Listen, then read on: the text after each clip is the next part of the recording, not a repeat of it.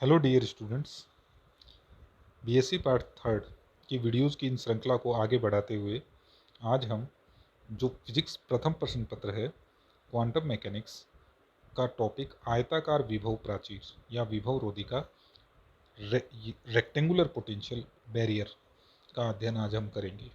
तो हमारे पिछले वीडियो के अंदर भी हमने आयताकार विभव प्राचीर रोध का अध्ययन किया था। उस पिछले वीडियो के अंदर हमने बात की थी जब कण की ऊर्जा E जो है वो पोटेंशियल बैरियर की ऊंचाई V0 से कम है।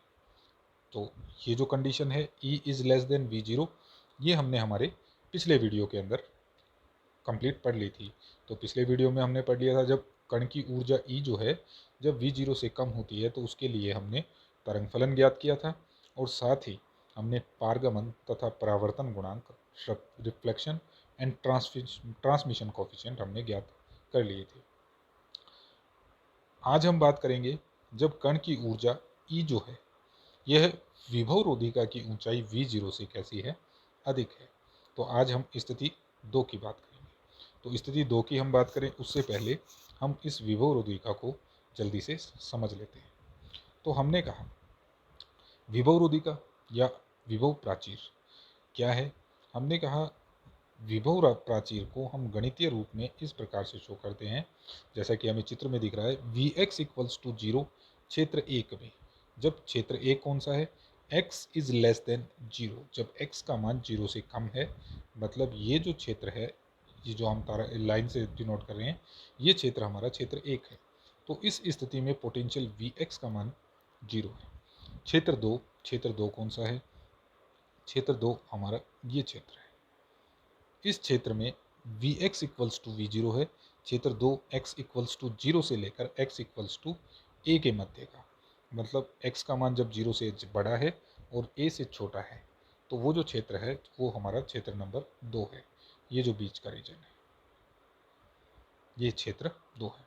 क्षेत्र तीन x is greater than zero है, sorry x is greater than a के लिए करना है ये क्षेत्र तीन। तो V x equals to zero है, तो क्षेत्र तीन कौन सा हो गया, क्षेत्र तीन एक्स इज ग्रेटर देन ए। चित्र में यदि हम बात करें तो एक्स इक्वल्स टू ए ये है, तो इससे इधर का जो रीजन है, ये जो हम लाइन से डिनोट कर रहे हैं, ये हमारा क्षेत्र तीन हो जाएगा। इसे हमने क्षेत्र तीन प्रदर्शित भी किया। तो इस प्रकार के विभव क्षेत्र में गतिशील कण की गति का वर्णन हम श्रोडिंजर की काल अनाश्रित समीकरण टाइम इंडिपेंडेंट इक्वेशन के द्वारा करते हैं। यह समीकरण है minus h cross square upon two m d square psi x d x square plus V x psi x equals to E psi x. तो इसका हम पक्षांतरण कर लें, पक्षांतरण करके इसको सॉल्व करें। सॉल्व किया तो d square psi x upon d x square plus two m upon h cross square E minus V x psi x equals to zero. इसको हमने समीकरण नंबर एक से डिनोट कर दिया। विभव प्राचीर के बाह्य क्षेत्र कौन से हो गए, विभव प्राचीर कौन सी है, विभव प्राचीर हमारी ये वाली है। तो इसके बाहर का क्षेत्र क्षेत्र एक हो गया और क्षेत्र तीन हो गया। तो हमने कहा विभव प्राचीर के बाह्य क्षेत्र x is less than zero और x is greater than a के लिए V x equals to zero है, तब क्षेत्र एक तथा तीन में श्रोडिंजर समीकरण। तो दोनों के लिए V x equals to zero है, तो यहाँ पर हम V x equals to zero रख देंगे। क्षेत्र एक के लिए साई वन हो जाएगा और क्षेत्र तीन के लिए साई थ्री हो जाएगा। तो ये हमने दो इक्वेशन लिख ली। D square psi one upon d x square plus k square psi one equals to zero क्षेत्र एक के लिए, d square psi three upon d x square plus k square psi three equals to zero क्षेत्र तीन के लिए। यहाँ k क्या है, k equals to root of two m e upon h cross, एक धनात्मक नियतांक है तथा साई वन और साई थ्री क्रम से क्षेत्र एक और क्षेत्र तीन में तरंग फलन है। तो समीकरण दो और तीन के व्यापक हल, दो और तीन के व्यापक हल हो गए। Psi one x equals to a e raise to power iota k x plus b e raise to power minus iota k x, जब x is greater less than zero है, मतलब क्षेत्र एक की हम बात कर रहे हैं। तो क्षेत्र एक में ये हमारा तरंग फलन आ गया, psi one x equals to a e raise to power iota k x plus b e raise to power minus iota k x. और क्षेत्र तीन की यदि हम बात करें, यहाँ हमें तीन करना है, ठीक है, ये हमारा यहाँ आएगा तीन। तो क्षेत्र तीन में psi three x equals to C e raise to power iota k x plus ये डी से डिनोट करना है, ये डी हो गया, D e raise to power minus iota k x, जब x is greater than a है, जब x का मान a से बड़ा है तो तरंग फलन psi 3x equals to C e raise to power iota k x plus d e raise to power minus iota k x. अब समीकरण 4 और 5 में देखते हैं, ये पद जो है, जो समीकरण 4 का प्रथम पद है, प्रथम पद प्लस x दिशा में गतिशील कण को प्रदर्शित कर रहा है और द्वितीय पद जो है वो माइनस x दिशा में गतिशील कण को व्यक्त कर रहा है। तो इसका मतलब प्रथम पद आपतित तरंग को व्यक्त कर रहा है और दूसरा पद जो है ये माइनस एक्स दिशा में गतिशील कण को व्यक्त कर रहा है, इसका मतलब ये परावर्तित तरंग को व्यक्त कर रहा है। इसी प्रकार प्रथम पद प्लस एक्स दिशा में और द्वितीय पद माइनस एक्स दिशा में गतिशील तरंग को व्यक्त कर रहा है, ये समीकरण 5 में। तो समीकरण 5 में जो द्वितीय पद है, जो परावर्तित तरंग को रिप्रेजेंट कर रहा है, उसका अस्तित्व नहीं होना चाहिए। क्यों नहीं होना चाहिए? क्योंकि हमें यहाँ दिखाई दे रहा है कि यहाँ पर अनंत दूरी तक Vx इक्वल्स टू 0 है, मतलब क्षेत्र 3 में ऐसा कुछ भी नहीं है जिससे कि टकराकर तरंग परावर्तित हो सके। तो इसलिए हमें क्या करना है, हमें जो ये परावर्तित तरंग है ये पद हमें 0 करना है। तो हमने लिखा है लेकिन क्षेत्र 3 में पारगमित तरंग केवल प्लस x दिशा में ही गमन कर सकती है, क्योंकि क्षेत्र 3 में दाईं ओर ऐसा कुछ भी नहीं है जिससे कि परावर्तन हो सके, अतः परावर्तन की कोई संभावना नहीं है, अतः d इक्वल्स टू 0 होना चाहिए। तो इससे समीकरण 4 और 5 हमें प्राप्त हुई, psi 1 x equals to a e raise to power iota k x plus b e raise to power minus iota k x और psi 3 x equals to C e raise to power iota k x. तो समीकरण 6, 5 और 6 को यदि हम गौर से देखें तो ये जो a है ये आपतित तरंग के आयाम को रिप्रेजेंट करता है, b जो है ये परावर्तित तरंग रिफ्लेक्टेड वेव के एम्पलीट्यूड आयाम को व्यक्त करता है। इसी प्रकार c जो है ये पारगमित तरंग के आयाम को व्यक्त करता है। अब हम बात कर रहे हैं स्थिति 2, जब E is greater then V0 है, जब E की वैल्यू V0 से अधिक है। तो हमने कहा क्षेत्र 2 में Vx इक्वल्स टू V0 है, तो क्षेत्र 2 में Vx इक्वल्स टू V0 हमने यहाँ समीकरण में रखा। तो ये हो गया E minus V0 psi equals to 0, तो ये इक्वेशन हमने यहाँ रख ली।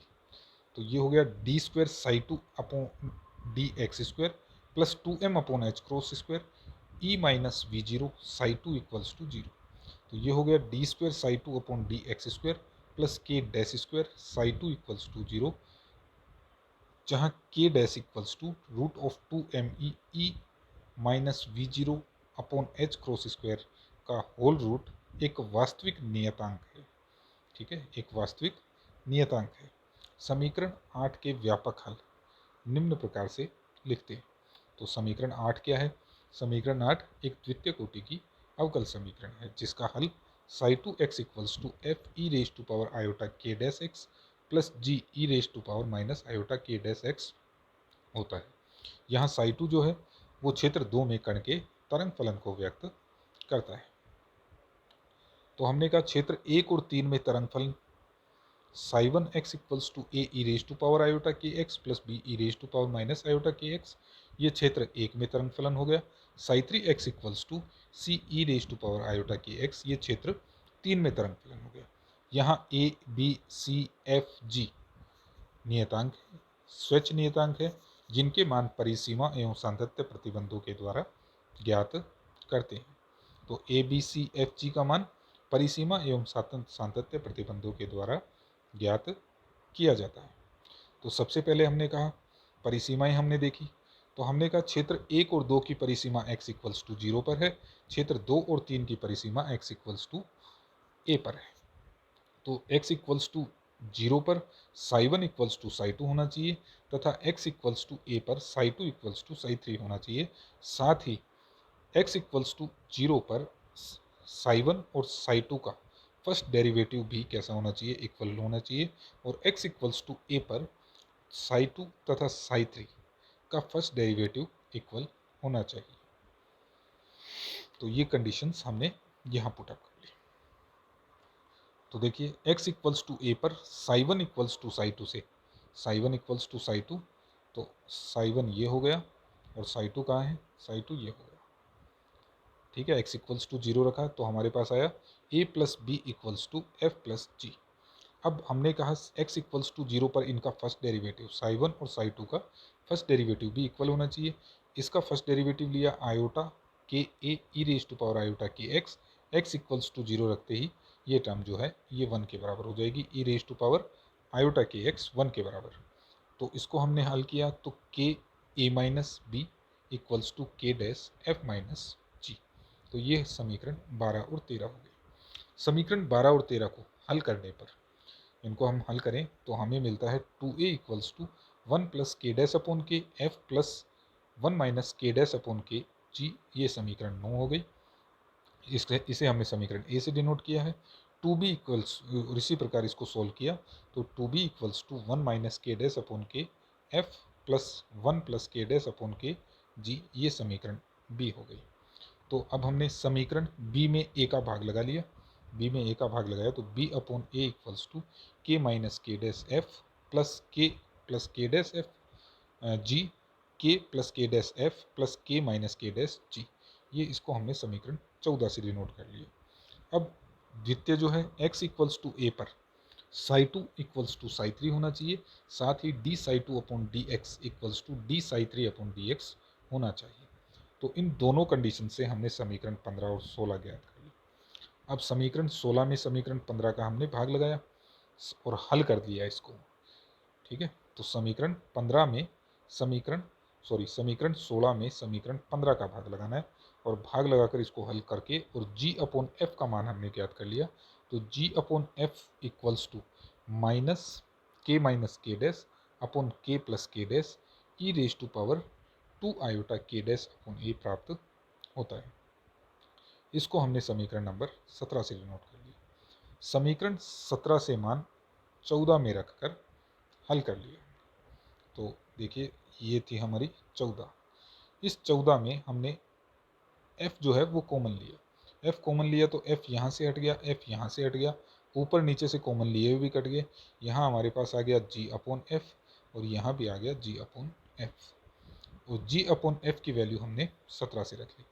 तो हमने कहा समीकरण 17 से g अपॉन एफ का मान समीकरण 14 में रखकर इसको हल करते हैं। ठीक है, हल करें तो हमें वैल्यू मिलती है b upon a k square minus k dash square sine k dash a, k square plus k dash square sine k dash a plus 2 iota k dash cos k dash a, जहाँ cos k dash a equals to e raise to power iota k dash a plus e raise to power minus iota k dash A upon 2 तथा sine k dash a equals to e raise to power iota k dash A minus e raise to power minus iota k dash A upon 2 iota प्राप्त होता है। ठीक है, ये values जो है ये हमें यहाँ रख लेनी है। ठीक है, इक्वेशन हमें इस टर्म में मिलेगी और इसको सॉल्व करके इसे कोस और साइन के अंदर हम कन्वर्ट कर लेंगे। अब समीकरण 15 में समीकरण ए का भाग देने पर, तो समीकरण 15 कहाँ है हमारे पास, ये समीकरण 15 है। इस समीकरण 15 में इस ए का हमने भाग देकर और हमने वैल्यू निकाल ली सी अपॉन ए की। तो c upon A equals to 2 iota k dash e raise to power minus iota k upon k a k square plus k dash square sine k dash a plus 2 iota k dash cos k dash ए हमें प्राप्त